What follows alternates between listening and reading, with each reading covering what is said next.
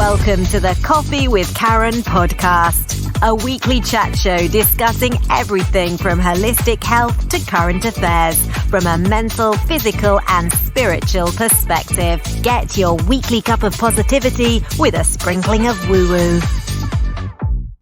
Welcome to a Coffee with Karen, a cup of positivity with just a sprinkling of woo-woo.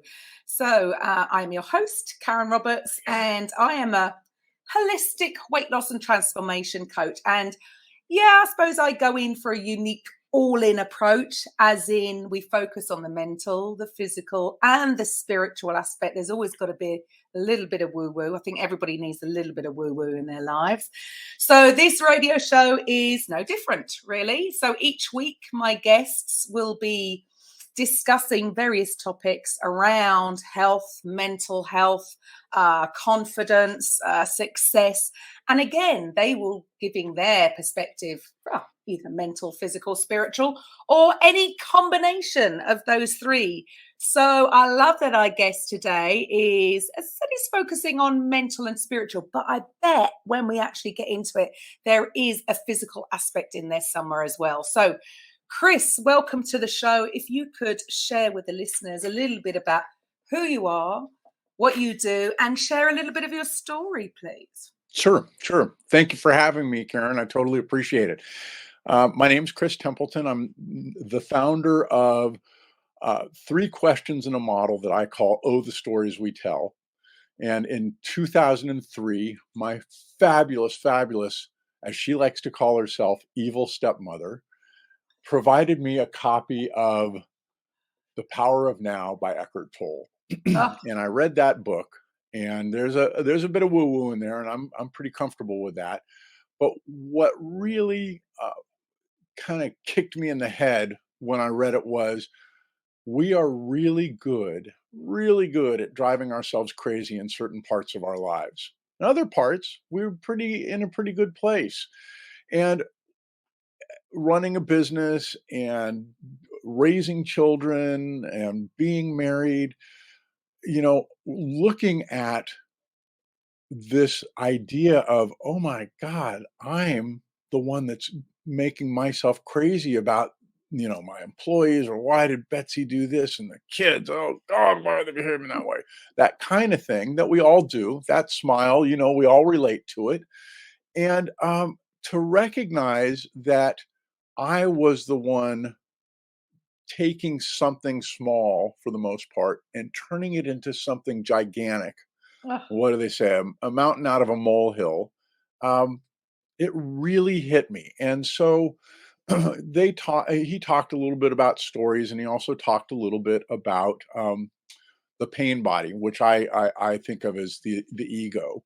And he also talked about stories. And so one of the things that happened over time is I came up with these 3 questions.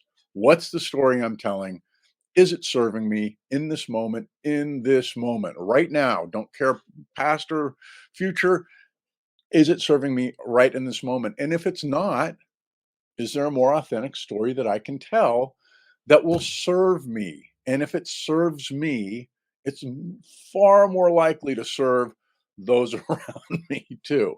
So that was the basis of this. I am, just to be clear, I am not a therapist. I'm not a coach. This is not a belief system. This is simply 3 questions and a resulting model, which we'll discuss, that are about common sense, about simplicity, and really the way I like to describe it is I feel like I'm putting on a clear pair of glasses, not dark glasses with clouds over me, and not rose-colored glasses where everything's beautiful and wonderful, because it's not. And really more authentically being able to look at where I am and, oh my God, the change in how we perceive the world is dramatic. And it's been dramatic for me from a business standpoint, my relationships, my raising my kids and our friends. I'm so blessed to have had this practice for the last 18 years. So Wow. Love that. I mean, I do think that's pretty much everything in a nutshell, really. We could end it is. here. because Yeah, it's I'm amazing done. that we all the problems that we have, we don't actually. I love that we don't actually have any problems, especially in the now. And and I know we're only human, so we are conditioned to go over past events, and we are conditioned to worry about things in the future, which is just craziness. Actually, when you step back and look at it, you think, why? It hasn't even happened yet. But it just all, I love the fact that it's all about questions. And that's what we need to be asking ourselves, is because we do get caught up in these stories that we tell ourselves. And I love that you just said there as well about, it is about perception. It's everything comes down to perception, doesn't it? Yeah, and I think the thing that's so interesting is that most people don't understand how they color their world, whether it's with, dark glasses or with Think- rose-colored. That's okay. That color I like. But when you start to recognize your role in creating your own craziness, and the other thing that's really important to keep in mind is it's typically just in certain places, like it may be with money or with relationships or with health. Unfortunately, if we practice those stories enough, we have a tendency to generalize it. Oh my God, I just how am I ever going to be what I want to be, kind of thing. And Mm. so that kind of thinking can really take over your life. And we see it in people all the time. We see people who live super negative. We see people who live super positive and everything's great, but it's not. That kind, and we see it, and it's not easy to fix, but it's fixable for the most part. And being able to recognize it is just such a weight off your shoulders when you start to go, oh, I can practice to do something a little more authentic and that serves me. Brilliant. And like you say, I mean, nothing is going to change overnight, because all those stories, like you say, they could have been repetitive stories that we've been telling ourselves since childhood that are no longer Absolutely. serving us. And we might not even be aware that we're actually even telling those stories, because it is so consistent. And I'll even go a stage further, which I know I do. So I hold my hands up to this, because I joke about things, but I could still tell a story in a jokey way, but I recognize that's still not serving, because Yeah. it's still negative. Just because Yeah. I'm trying to make a light of the situation, it's still something that is not going to help long term. But I love that it's yeah, we're all living our lives through habitual patterns, but to the listeners out there, to know that you can change, right? Every Right. single person can change if you consciously make a decision to consistently try these tools, I suppose, that you're gonna, I'm sure, be sharing with us. And things will change, not overnight, but anything worth having, right, is Is worth a little practice, a little work, and that's yeah. all good, right? Absolutely. And what I'd like to do is just read you a favorite quote of mine. There's a guy by the name of Viktor Frankl, wrote a book called Man's Search for Meaning. Huh? He was a psychologist and a psychiatrist. I think he was actually a psychiatrist. He was in the concentration camps during World War II. And one of the things that he walked out of there, he was able to retain meaning through the whole experience. Didn't mean he enjoyed it, saw horrific, horrific things, and also saw some of the most graceful things. Somebody giving a piece of bread to somebody who was on the verge of dying.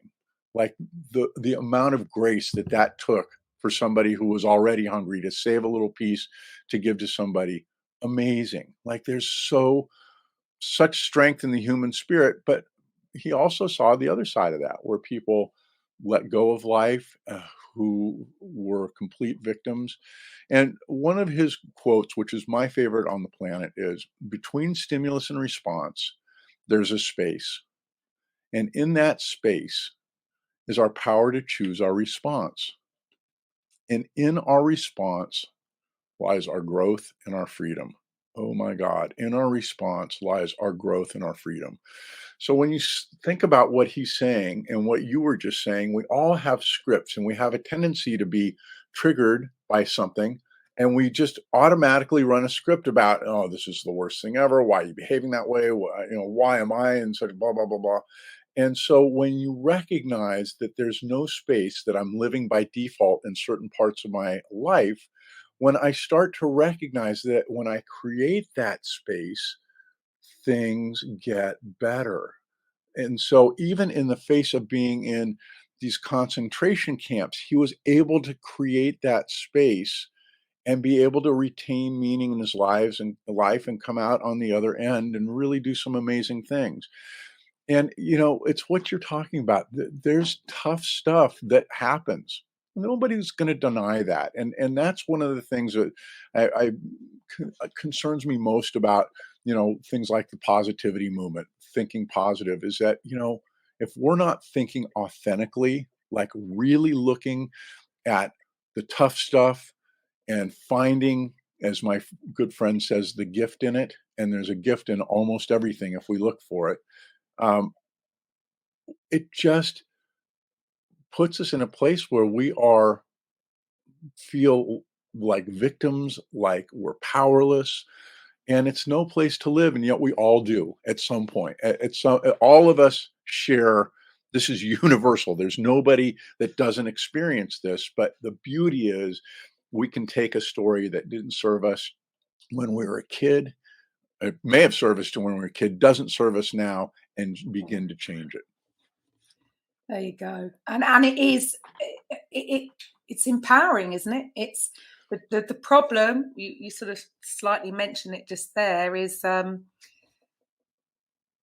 we can have a victim mentality because, yeah, look, everyone's got a story, right? And some are horrendous things that some people have gone through over others. But I mean, it's not a competition, right? It's what it does to you. But the thing is with this realization, and what a phenomenal guy to even be able to have that mental strength to be able to do that under those circumstances. I mean, like, just total hats off. I mean, it's because a lot of people will use the excuses of XYZ and have that, but there's no power. Nobody's going to come and save you. Nobody's coming to save you. You can only save yourself. So having that attitude, it's empowering, isn't it? Because it's like, well, it's it's going to come from within. I can sort this out.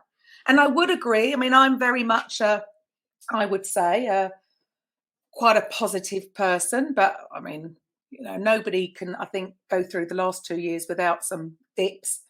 And I think if anything that we've learned over the last couple of years with regards to mental health is that, it's okay. If you're having a bad day, you're having a bad day. It's okay. It's always a new tomorrow. Rather than trying to force pretending to be happy if you're not. I mean, there's good points for that. And there's, like you say, it's not real and it's not authentic. But there's going to be pros and cons for that one, isn't there? Well, yeah, and I mean, that's the thing is if you look at it, if we kind of take a step back with these questions, like, what's the story I'm telling? What's my thinking? What am I visualizing? Is it something that is this a way I've behaved in a story I've told for a long time that now isn't serving me? May have served me as a kid, or, dealing with going through school and bullying or whatever the case may be. But I have the ability, with understanding my thinking, and that if it's not serving me, to start to rewrite those stories in ways that are authentic. And that doesn't mean pushing away the negative stuff. It means looking at it lightly in the face, not confronting it, because that doesn't serve us either. No. But when I look at it and I can say, gee, that really was awful, and I never want to go through that again. And we all have situations like that. But when I can look at that and say, how can I create a story that honors that and also helps me to move forward at the same time. And it can be little or big. It doesn't matter, but it's a practice. And one of the things from my standpoint is I always, if people walk away from this with one concept, please start to look at your life as practice. Practice, practice, practice. It gives you all kinds of room to make mistakes, to run those scripts by default, and then to look at them an hour later or 5 minutes or decades later, and to begin to change them. And so, practice is really and what we're talking about is, how do I come up with some tools that can help me to practice more authentically? Yeah, I mean, I don't know why we all think that we've got to do things perfectly first time. Like, who does that? Like, come on, let's keep Right, it real. right. Nobody, you learn at the end of the day, we're all human. There is a learning process to anything. And very rarely are you going to get it right the first time. And again, it's okay. Yeah. And It's and think okay. about it. When you have a victim mentality, when you're like, I've got it, or I've or the other side, I've got to get it perfect every time, you are setting yourself up for failures that are magnitudes of order worse than when I say, God, I'm going to do my best, I'm going to figure it out, and I'm going to move on. I told you off the air that this morning I had a live Facebook Live thing, and I'm 20 minutes in, and it says it's not recording. Now, I could have, and probably would have 20 years ago, gone through the roof, thrown things, been super frustrated. So instead, I was like, okay, what's the solution here? Let's try it again. Try it again. Couple of minutes in, it stops recording. Okay, now instead of getting mad there's some swear words were, right? I'm not denying that. But then the next thing was, okay, I need to get a note up on that board. I need to record that offline and then post it later, which I'll do after this. But you think about how angry people can get with something simple like that they don't have any control over. And Right. so not it's about not making yourself a victim of your circumstance, but moving forward. I know that I don't like what happened. I'm sure as heck going to try and figure out if there's things that I did on my end that are making that happen. I know that I've addressed the community with, oh my God, I'm so sorry this didn't work. And that they know that so I feel like instead of just being this ball of angst, I'm like, I'm going to figure it out. I'm going to do the best I can. That is good practice with me. Oh, 100%. I mean, who wants, at the end of the day, we've got to remember that those feelings of frustration and anxiety and, go all through the list of negative, they don't feel good, right? Who wants to stay in that feeling place for too long? Look, we can all fluctuate. I am very much and I know that's a bad habit of mine. In certain situations, I can react. I'm at quite an instant, whereas I need to create space sometimes Right. to calm. Mind you, the one good thing is that I never stay there long. I don't dwell. I don't stay there. So, we're all human. We can react to certain and then come back as long as we don't stay there too long, because those feelings don't feel, who wants to, right? It's Right. much But we nicer to don't have those feelings of calm and asking. I mean, I love that idea. It's about, I mean, I know we were told that talking to yourself is a sign of a madman. I'm sure everybody thinks I'm completely crazy then, because I talk to myself all the time. And it's okay to ask yourself questions. And that is going to be the start of, and it's just giving that space. It makes so much sense. I know it's something that I need to still practice on. good. And practice is good. And that's the thing is that once you start to recognize that, gee, that's a place that I can be, but I don't have to give it as much power. That's really huge. One of the things that in my model is that with question 2, if you were to take a sheet of 8.5 by 11 paper or A4 paper and turn it sideways so it was in landscape mode, Mhm. top left, question 1, what's the story I'm telling? Left, middle, Is the story serving me in this moment? And bottom left, is there a more authentic story I can tell? At question 2, you can draw a horizontal line. And in that horizontal line, above it, I say if your answer is to the question, is this serving me in this moment, is no, that goes above the line. I call that little me land. That's where we all have a lesser version of ourselves, which is really why your audience is here, why I do what I do, why you do what I do, is to help to figure out how to take that little me part of my life and get it into balance and not feel like I'm so powerless and fear-based and victimized. Below the line, if I say, oh, the story, and I'm not likely to ask the question when the story is serving me, but below the line, I say, if the answer is yes, I am telling a story that's serving me, that goes below the line, and that's authentic me. That's my authentic place where I live. And this is where people want to be. And one of the things that's so fascinating about Little Me Land is that when you're in that thinking place, it's very binary, black and white. Like, I am in this crappy place, and I also have a third place called Enlighten Me, which is way down below the line. It's where flow is. It's where when we're newly in love. And in Little Me Land, you're like, I just want to be enlightened. Oh my God, it's not going to work. You can't do it that way. But when you start to recognize that in Little Me Land, there's value, all of the tough stuff that we've gone through, when we take those stories about those things and get authentic about them, weight lifts off my shoulders. I feel better. I feel more. But if what I do, and like you said earlier, if what I do is try to pretend that didn't happen and I'm not going to address it, there's this part of us that just holds it, and it's like a balloon. No, that didn't happen. Gets a little bit bigger. I don't want to deal with that. A little bit bigger. And then finally something happens, and oh my God, we go off, we're angry, we're rageful, and all of that air comes out of the balloon, and we're like, oh my God, what was that? That was weird.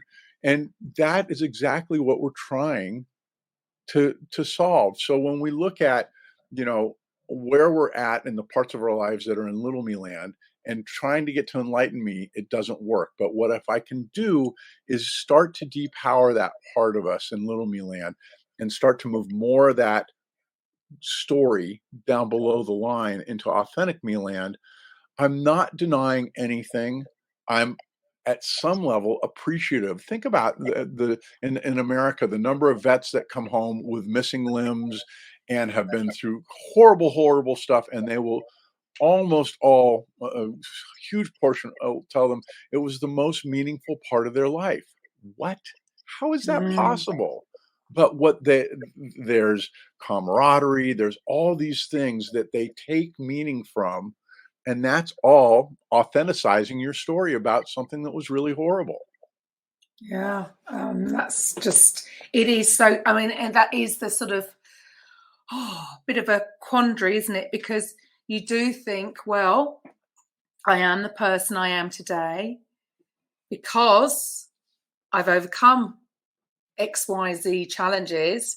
So would I not want them to have happened because I wouldn't be me? I mean, it is obviously none of us want, and obviously we want to protect our children and we want to wrap them in. We don't want anything bad to happen to anybody, do we? Of course not. However, there is always a flip side of it. And, all the old sayings are true. What doesn't kill you makes you stronger. It does. It really does. It really does. And so you can't regret, things have happened. I can't regret any of them because, yes, I wouldn't be where I am today. So, but here's the thing. Think about it. What so many people do is they do regret it, and they play that story over and over and over again in Little Me Land, and they berate themselves or they berate others. There's tons of judgment. And so when you really hit it on the head in terms of, I've raised 3 children into adulthood now, and I don't want them to have tough stuff, but I do.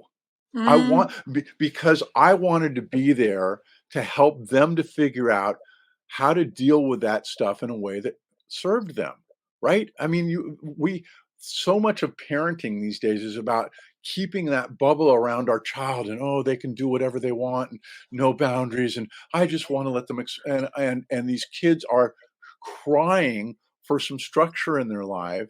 And so when I can say, "Oh, dude, what a drag that my boy works at a very, very high-end restaurant and as a host." And the stuff that he sees, the entitlement, the attitudes, it makes him nutty. He cannot stand it. He's actually in the process of leaving that Oh. job. And, one of the things that we talk about is how by looking at it right in the face, like, you know, it's awful to see people behave this way, isn't it, bud? Yep. And isn't it fabulous to know that you see that and as a result, you will never behave that way? Yeah. And isn't it great to know that when you go into a restaurant for the rest of your life, you're not going to be that guy and you're going to be the one who knows how to work with a waiter, even the waiters that are having a bad day, and really make it something an experience that you create little bits of meaning, right? These little Right. things. And we don't but we say, "Oh, I can't believe they treated you that way, and that these people are so awful." And when we leave it at that, when we kind of leave it at that emotional place, it does not serve anybody. Is my No. boy struggling with this? You bet. Is dad here to help to talk him through how he can be more resilient and take value from that? Oh my God, it's a game changer. Oh, Total game changer. well, you said a word right there, which I do think that is something that is missing from a lot of kids, and again, it's our fault. Resilience, Yeah. because things have changed so much, and they do have so much freedom, and not just at home, but in the school system. I'm sure things are the same over there as they are here, and some kids, they know where they stand, they know their rights, and so there's no there is very little discipline for some of them, and it's not, and you're right, it's not serving them though, is it? It's not Exactly. helping them in the long term, and resilience seems to have gone. People just they kids, they can't seem to stand any kind of obstacle. They're sort of falling apart, and mental health is yeah, it must be on the rise. And I do think it's such a shame. I know we are talking about it more, um, but the fact but in some ways, I am a little bit like, in some aspects, I think, is that helping? Because are we mollycoddling them? Are we? I mean, obviously, certain things we need to address, but there's got to be a line, as you say. From some things we're going to learn and grow stronger from. So we can't protect everybody from any little And we misdemeanor, from any truly little, it's don't wanna do that. We no. think we do. We think that, "Oh my god, if I can provide, a risk-free life to my child." Ugh, Well, you know what?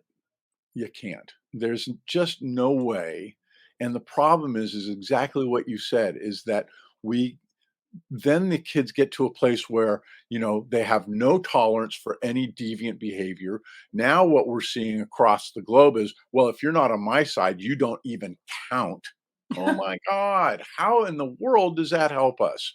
And yeah. and when instead, I can say to my kids where they've dealt with somebody with bad behavior, you know, you gotta give them some room. You gotta know that they're in little me land. One of the things that I love about this model is once you start to internalize it for yourself, you start to see the world and people's Ah, behavior in a completely different way. Like you understand, oh my God, that parent is in little me land trying his or her best to protect that child and not give them boundaries and blah blah blah. And it just doesn't serve the kid. Whereas when I come down below the line and I want my kid to be resilient, and I want them to be happy for the most part. I want them to be productive, and I want them to be able to handle things that are difficult in ways that serve them. Now we're changing how we do things, and we're doing it in a really lovely way. That's the beauty, is when I start to parent authentically and I am willing to look at the stuff, the tough stuff, and to help my kid to get down below that line where they can be authentic. We think that we make everything above the line so damn complicated. Oh, I've got to do this and I've got to do that. And it's really pretty damn simple. Like, look, is this serving you? Is this serving my child?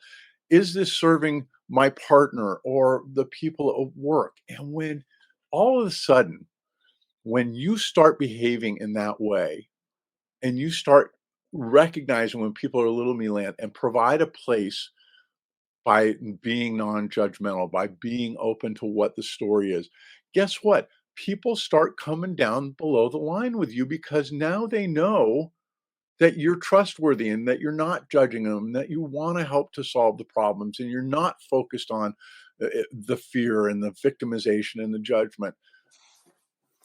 It's Massive. really, really huge, Karen. It's Yeah. huge. Yeah, I can imagine.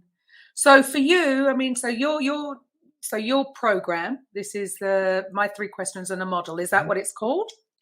Oh, the stories we tell. Oh, the All the stories we places tell. you'll go. Oh, okay. Whatever. So At some point, whatever I you think want, I might call it authentic psychology because there's whatever you choose to call yeah, it. So yeah. for you then, why is your work so important? Why do you think that work is important to the listeners out there? How can this benefit them? Well, you know, a big part of this is around, as it turns out, is around the ego. And we've forever talked about the ego is the enemy, and if I could just make the ego go away, and other people call it Eckhart Tolle and the Power Now calls it the pain body. And oh God, is that the worst term for it? And inner critic, the inner bully. Like, there's a aspect of us that we typically call the ego, which I want to throw that concept away, and I want to call it instead the protector. So there's this part of us, fight, flight, freeze response. The amygdala is the part of the brain that's always, always, always looking for problems, totally fear based. Like, is everything okay? And when you think about it, one of my favorite stories, my boy, I think 3rd or 4th grade, glasses, darling. We're walking across the street from after the school's over, and somebody honks, and he spins around from being this beautiful little kid to this scowl. And then his teacher in the car waves at him because she honked at him.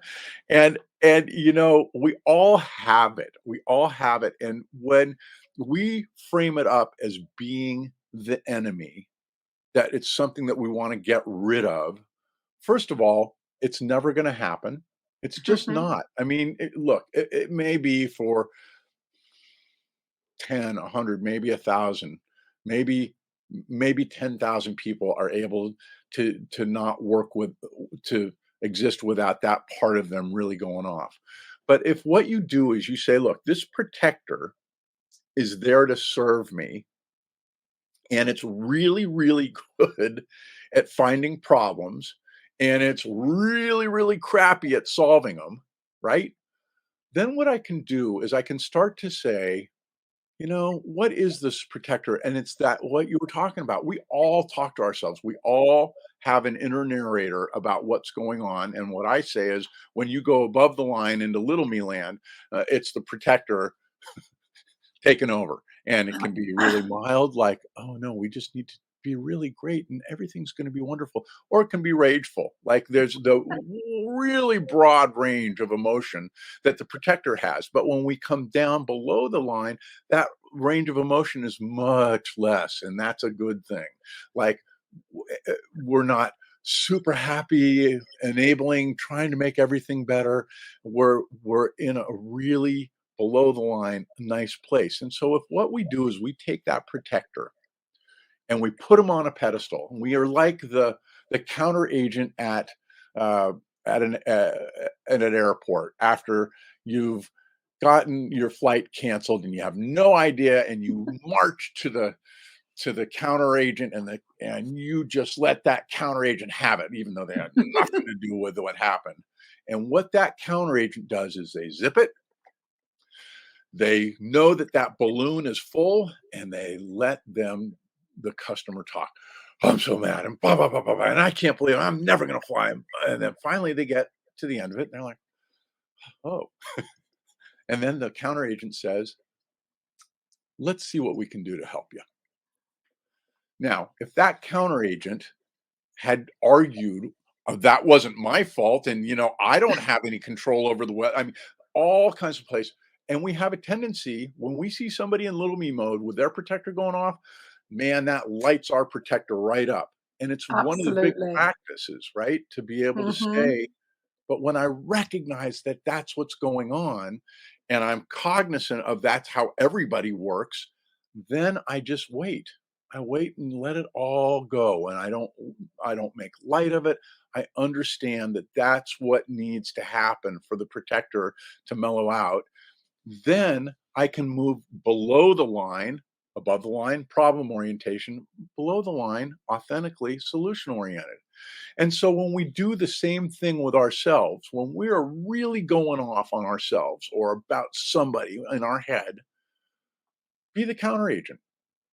Really listen. Mm. Really, really listen to what the protector's saying. Even if he's completely off base, swearing, telling you you're a piece of crap, and that person, listen and let it get out. Write by hand what the protector is saying in all its glory. And what happens is that air gets let out of the balloon, and I start to move myself closer to the line or even below the line. And when we start doing that and we stop fighting that, stop resisting it, it's a really great place to be, and to be able to hear it and not react, right? There you go. It's the reaction, isn't it? I mean, it's like, I suppose, again, all these sayings that we probably all heard from childhood, like, go and count to 10, or, walk away, if there was any confliction with at school with somebody. But it's all sensible advice, isn't it? Because actually what they're saying is create that space between the responding, because like you said, yeah, the moment somebody's up there, well, that's just going to cause somebody else to go up there and and it's just, no, there's no win. There's no winner. There's no winner. Right. We Oh, there's, all walk away feeling worse. yeah.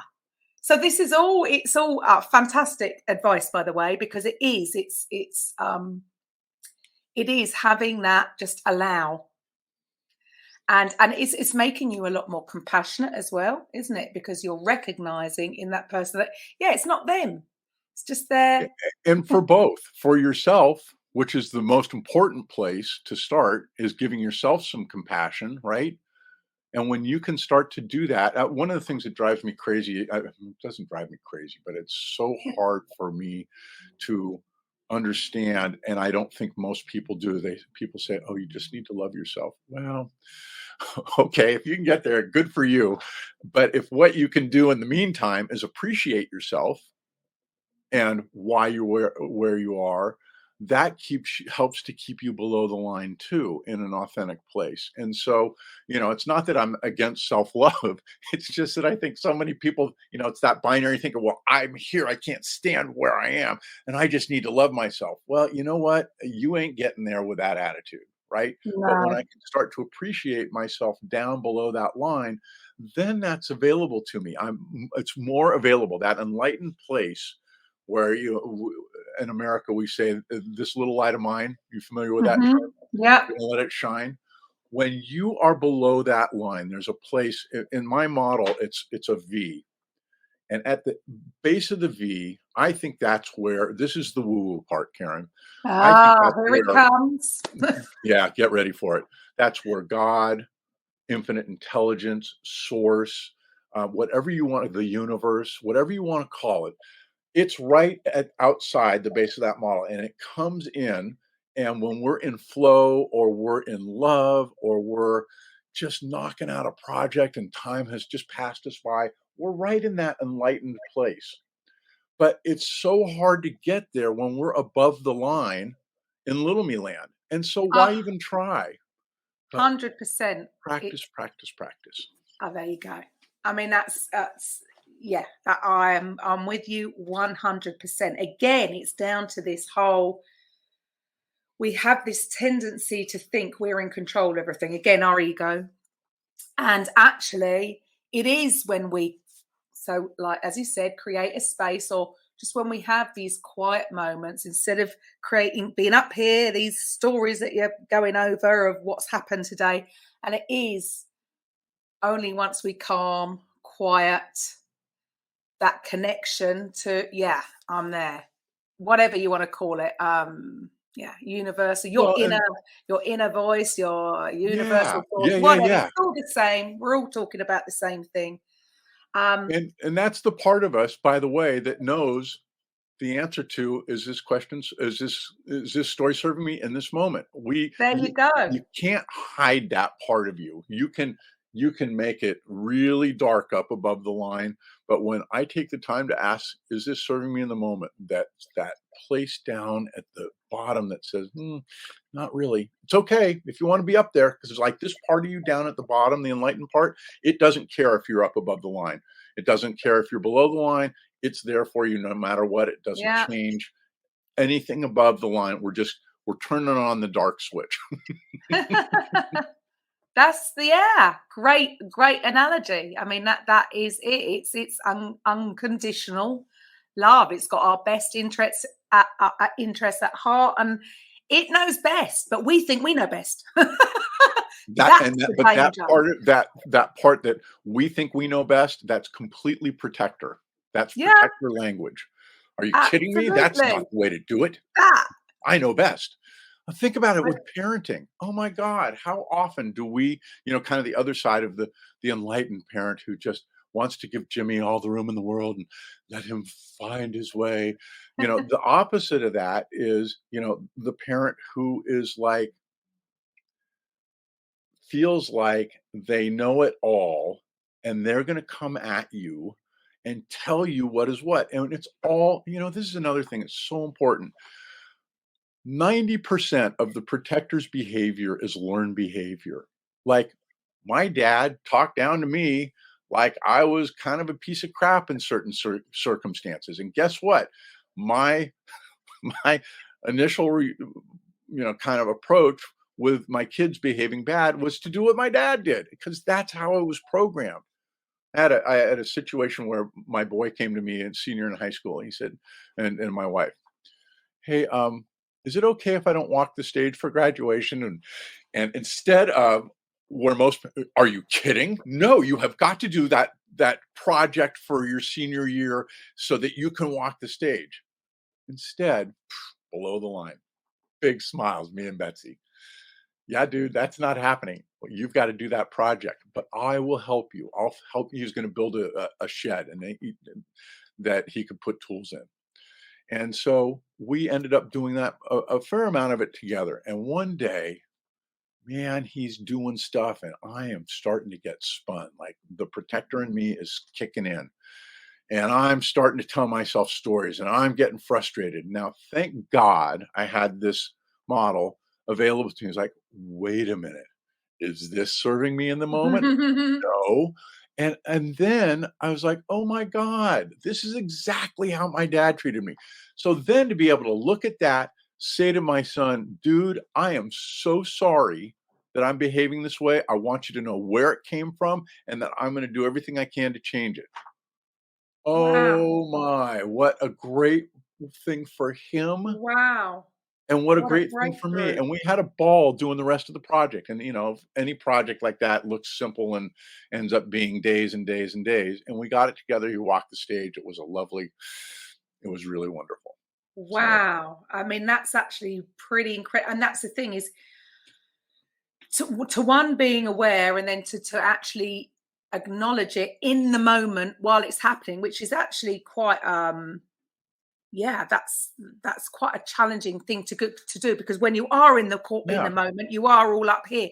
So to be able to spot it in the moment, change you know, what actually changed? Nothing changed on the outside, but something changed on the inside. Phenomenal.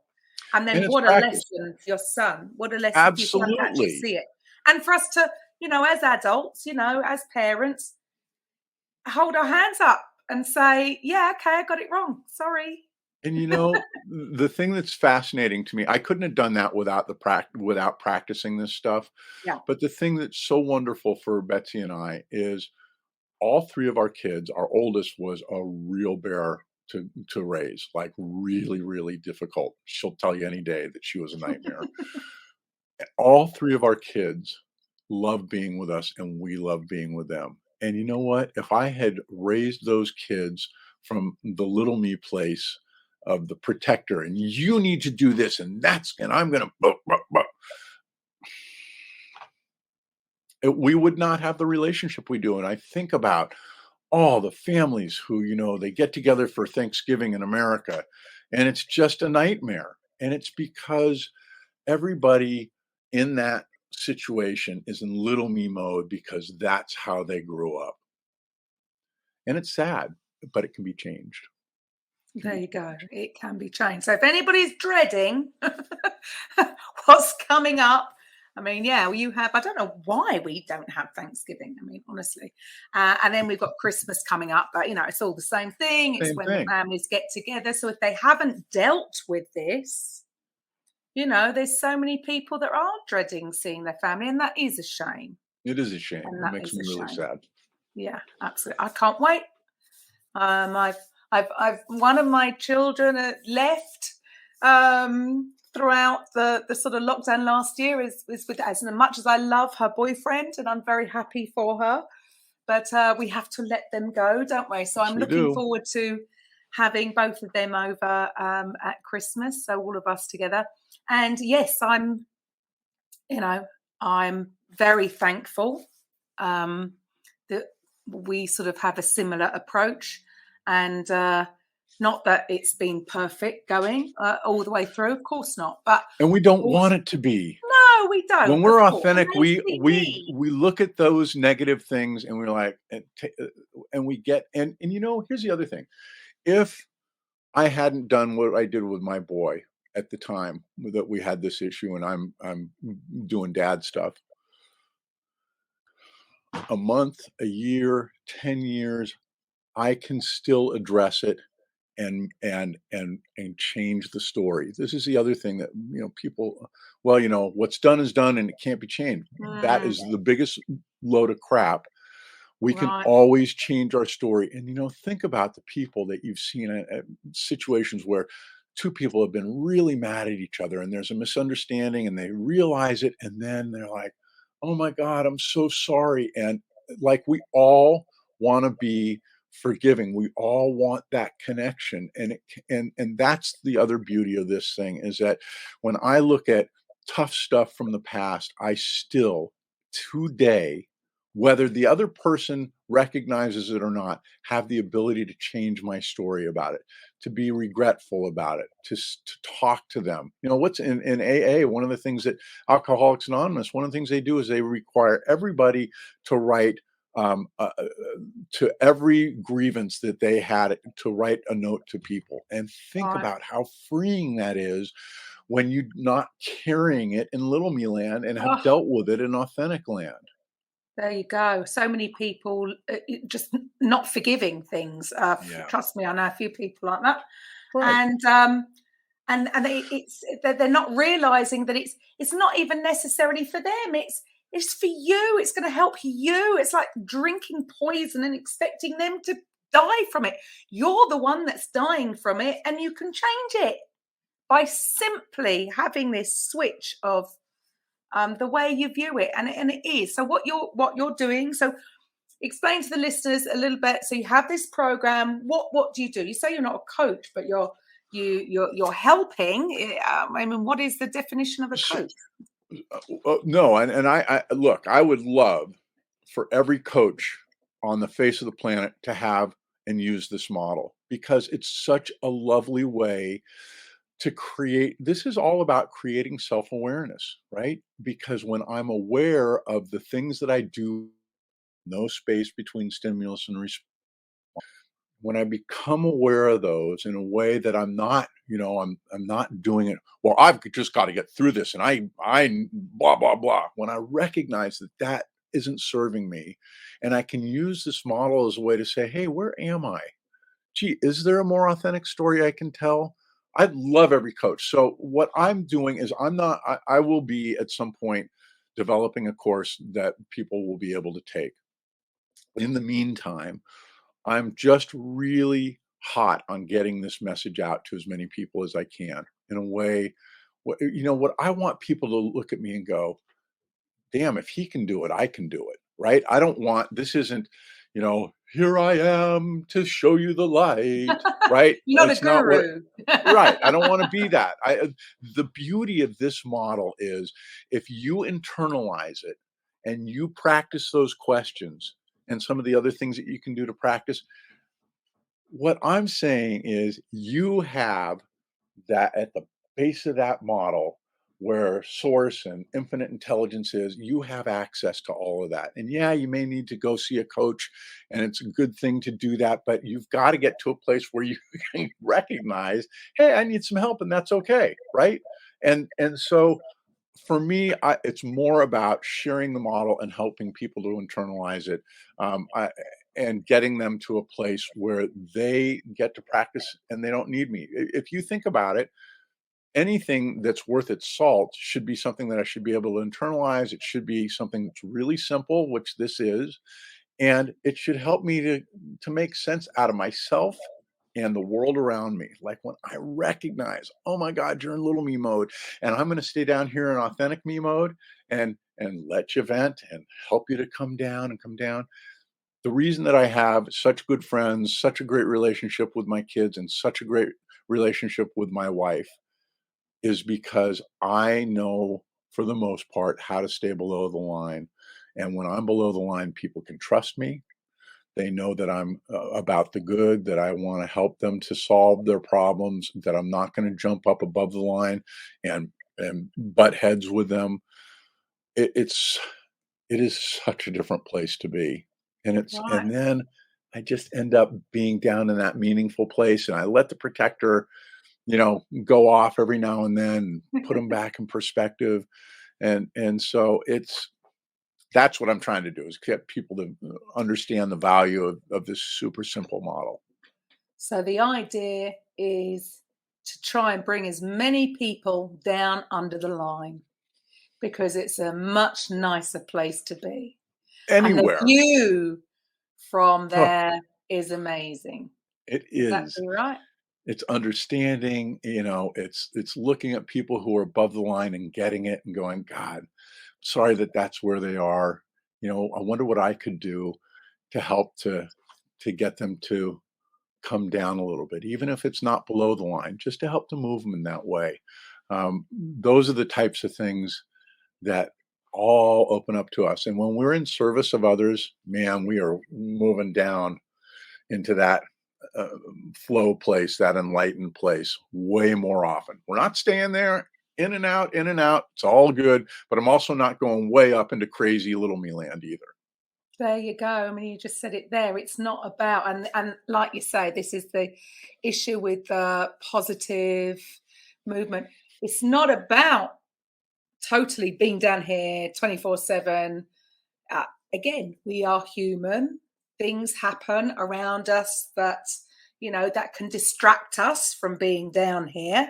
No. So there are going to be things, at the end of the day, that's life. Yes. It would be very boring if we were literally, well, I don't know. I'm sure some Tibetan monks Well, would spend most of their lives down there. there wouldn't be a whole lot of reason to be on the planet if everything was perfect.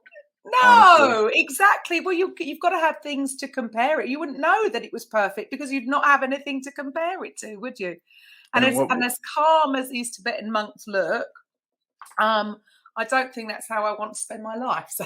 Well, and isn't that the thing? Isn't that, that's what's so interesting to me is like, when you start to look at the value of adversity and then your ability to reframe it and reframe your story, that is 70 or 80% of the way to where you think you want to be. And, the problem is who's got the time? I mean, the Dalai Lama I think he meditates between 3 and 5 hours a day. Like, I think it's awesome he can do that.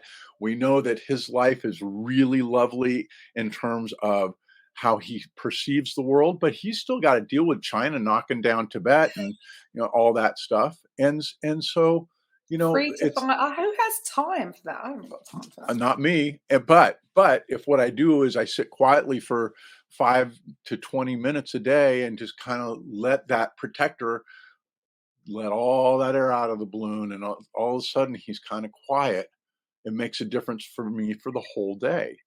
And I'm not enlightened. I hear so many people, I've been meditating for 10 years and I don't understand. And what fascinates me is, because their goal is to go from here down to here into enlightenment, they pass by all this meaning in their life. Like, that story about my boy, that has huge meaning for me. Like, it And is him, I'm really. sure. And so when we start to get ourselves down and not try and be in this black and white state of either it's good or it's bad, all of a sudden I start to see the value. Like, I go camping with friends of ours that have we all met through our kids' school. Oh my God, the time we have, never been an awful word, talked about tough stuff, but you talk to any one of those people that goes camping with us, and they're like, "Oh my God, it's the most amazing time." It's not the best, greatest time ever. It's meaningful. It's Right. connected. So I should, Go. Love it. Love it. So, as a recap, yes. so quick go over. So the three questions. The three questions. Yep. Three Right. questions. What's the story I'm One. telling? Is it serving me in this moment? Remember, I can change it anytime, no matter how old it was, how long ago it happened. I can change it right here and now. And is there a more authentic story I can tell if it's not serving me? Model says above the line of whether it's serving me. No, it's not serving me. Above the line, that's little me land. If it is serving me, I'm in authentic mode. And occasionally I dip down into that place of flow, of deep love, that sort of thing. And that's my enlightened place. And I hop in and out of that on a fairly regular basis. And when I start to move more of my thinking down closer to the line or below it, I happen to end up in that flow state and that enlightened place far more often. And it's Brilliant. just practice. Just There you practice. go. It's not going to happen overnight, peeps, but No, and we don't want it to. no, it's all That a is little me journey. thinking. We We've got to want the enjoy the journey, journey. the process. Yeah, it's the process. Yep. So, Chris, absolutely fantastic. Love it. I love this. I get to talk to people that are on my wavelength. And fantastic advice. So, if so, do you have a website? Do people get in Yes. touch with you? Couple of things to look at. First of all, if your audience would do me the favor of going to YouTube, searching for "Oh, the Stories We Tell," a little blue thought bubble with "Oh, the Stories We Tell" inside it will pop up. That's my channel. If you would click on that and like it, I would really be really appreciative, because I want the vanity URL. I want youtube.com/Oh, the Stories We Tell. And that's one of the ways to do it. And in return for that, even if you don't do that, go to the Honesty Project playlist on my channel. And what it is it's a woman who had a very rough upbringing, who I told about this model, and she called me 6 years later and she said, "I've been thinking about that, and I've got some stuff I'd like to work through. How about if we did a one-on-one, and just talked different things, people at work, relationships." That's called the Honesty Project playlist. Please feel free to see this practice in action. It's wonderful. And it's really had an impact on her life, as she will tell you. And then obviously my website, ohthestorieswetell.com, and then Facebook and Instagram at Oh, the Stories We Tell. And I will be happy to work with people one-on-one. That's not free, but I'm happy, if somebody's got a story that they're trying to get right, that third perspective or that outside perspective really helps a lot. So those are the primary ways to get a hold of me. And all I want is to help more people to be below the line more of the time. Not all the Fantastic. time. No, but Watch it's that. nicer down there, isn't it? So It thank is. you so much for your time, Chris. It's been an absolute pleasure Thank you. talking to you. I hope the listeners got a lot from that. And it's just too. practice. Yes. Yes. Yes. There you go. So thank you very much. Thank you very much for listening. I will be back next week. Welcome to the Coffee with Karen podcast, a weekly chat show discussing everything from holistic health to current affairs from a mental, physical, and spiritual perspective. Get your weekly cup of positivity with a sprinkling of woo-woo.